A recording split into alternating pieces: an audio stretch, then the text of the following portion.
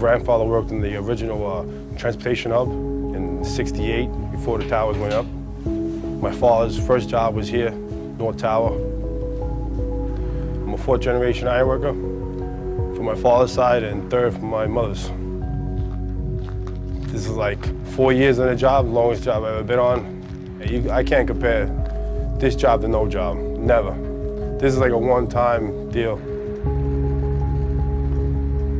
If you see something, say something. Call 1-888-NYC-SAFE to report suspicious activity. Wake up in the dark, you get home in the dark. Every day. Every day.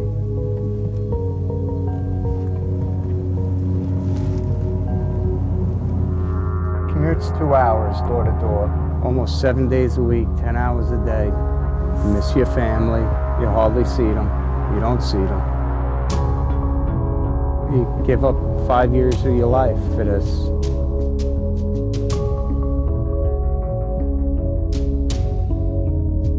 I've been here from start to the end.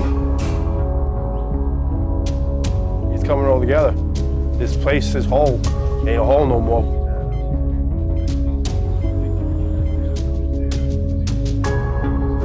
And the whole building is pretty much dictated by our speed.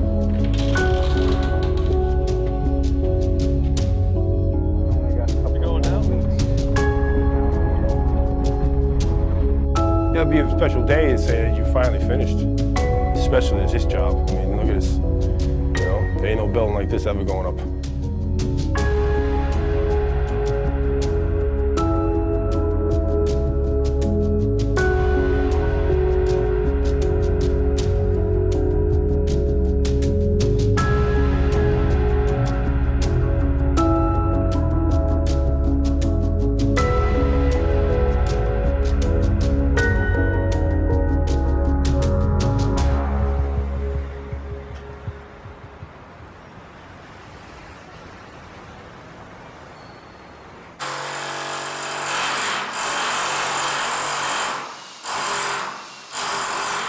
My father worked on the original Twin Towers. My father also worked on 7 World Trade Center, the original, 1985. He had an accident on that job. He fell and he was paralyzed. It is a strange story that your father built the buildings, they come down, and you're putting them back up again. I don't know that that's happened ever before, but I'm glad I'm part of it. Started working when I was 17. I said I was 18, but you know, 14 years doing it now, and 32. I don't know what year, this could have been in the 20s. This is my great-grandfather. The best shot right here. My grandfather sitting on a column.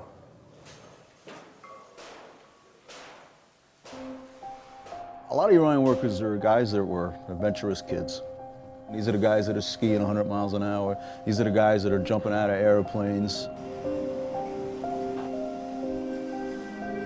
And we take a lot of pride in what we do. I guess I had no choice. I sucked at school, so you know, I was put out here. But my father wanted me to be out here, keep the name going. You know, I liked fighting, so I thought about being a boxer. I thought I was gonna be next Mike Tyson.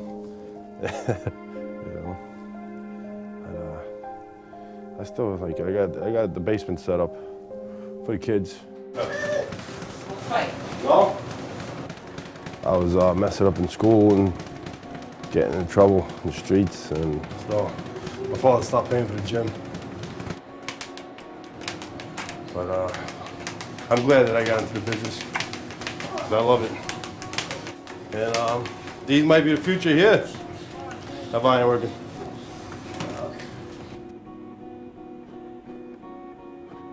I've been doing it for a long time now. I've been doing it for about 17 years.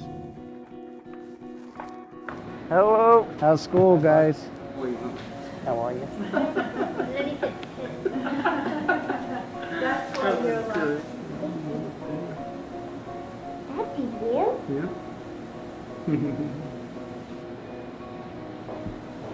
Yeah! Ironworking gets in your blood, You know, we all grew up around it. We listened to our fathers and our grandfathers and our cousins discussing it around the table. As a little kid, they liked to walk around on a piece of wood in the backyard. I have 2 sons. I know my wife wouldn't be happy if they became ironworkers. Kind of like my mother wasn't happy with my father when I decided to become an ironworker. Because, you know, nobody wants to see their family get hurt. Everyone names both, right? Everything. That's the Twin Towers. No. Yeah, when they fell. Like the twin? They were 2 Twin Towers. They were identical. Now they're gone, right? Jeez, look at this. It was bad. It was terrible. This was September 12th. The smoke, the smell, just everything about that thing. Get the chills when you look at that picture.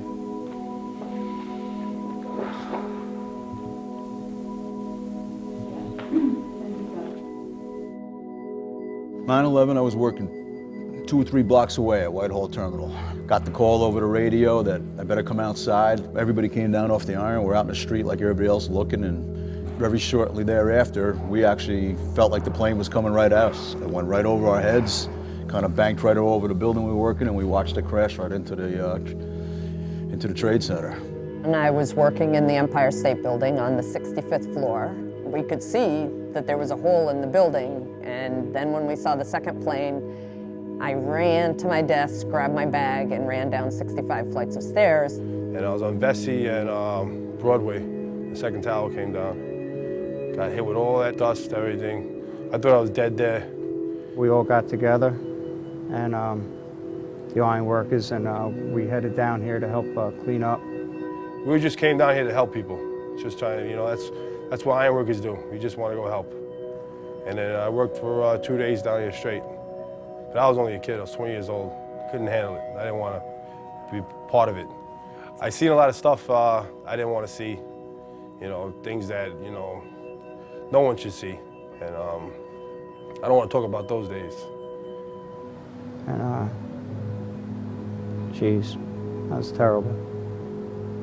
Terrible.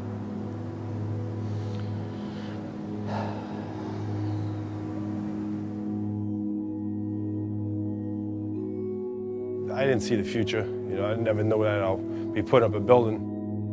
I was blessed with this job.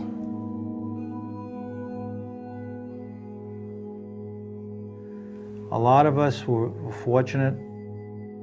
My story is that I should have been on the 82nd floor of Tower 1. And my older son said, "Dad, can you give me a ride to school?" I succumbed to his pleas, and it made me late that day and put me in a position by fate to be around to build this. So I have a personal need, a personal commitment to make this happen. The circle's come full around for me. Obviously, when we were down here cleaning up and trying to rescue people, it was certainly not anything we ever thought about rebuilding, but as time went on and they started talking about rebuilding it, as an ironworker, every ironworker wanted to be part of it. It's like hitting the lotto, I guess, when you get something like this put in your lap. Then you start thinking about the task ahead of you, and it's pretty daunting. One of the first days, I got a call saying they believed they hit human remains that had not been uncovered initially by the cleanup. Yeah, well, look, it started as a pile, right? It started as smoking, smoldering ruins from 9/11, and it was originally a rescue mission and then a recovery mission. We have 3,500 people at this site each and every day working side by side. We're building essentially 5 Empire State Buildings or greater than Empire State Buildings at the same time. 250,000 people will be at the site each and every day. So essentially we're building a city within the city. There is no book to look at, there's no book to refer to. You take your basic knowledge and you write the book as you go forward. Oh, there was a lot of planning into setting that last piece of the spire.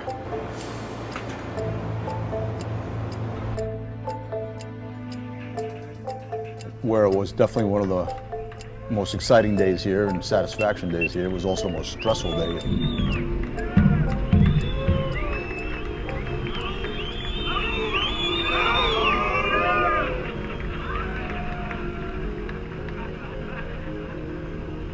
So the stress, we're doing so many things here that were firsts. Putting the crane up on top of the doghouse, jumping this crane to heights that the crane never jumped to.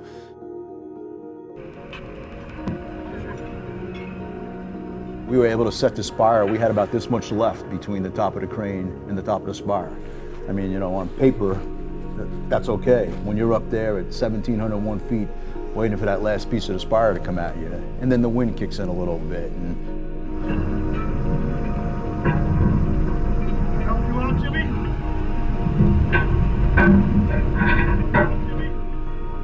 I'm always, you know, telling my kids about it and let them know, tell their, you know, friends at school or their teachers that their dad set the spire on Tower 1. It's great, great feeling. Great feeling when you get to say that. Not many people get to say that. That's awesome. We finished setting the last piece, the spire. You know, it's finally up, all put together, every piece. You know, you look around at the workers at the very front line, working hard to make sure it's perfect, and you could see the pain on their face to make sure it's perfect. It's all about ordinary people doing extraordinary things, and you see it each and every day. We're wrapping things up now and getting ready to move on. I came here and it was a hole in the ground, and I'm going to leave here, and people are going to be working here. And people may not notice and may not know all we went through, but I know. I can see this from a neighborhood where I live in Brooklyn, and I live far in Brooklyn now. And I can see it from one block. When you get done with a job, you step back, you look at it, and you're like, wow, man, I was part of that. It makes it all worth it. This is where a lot of people died, in this location. And this building right here is like a landmark for them. They had to put a building back up. They have to, you know, and they put a great one up. And I'm blessed to be here to do it.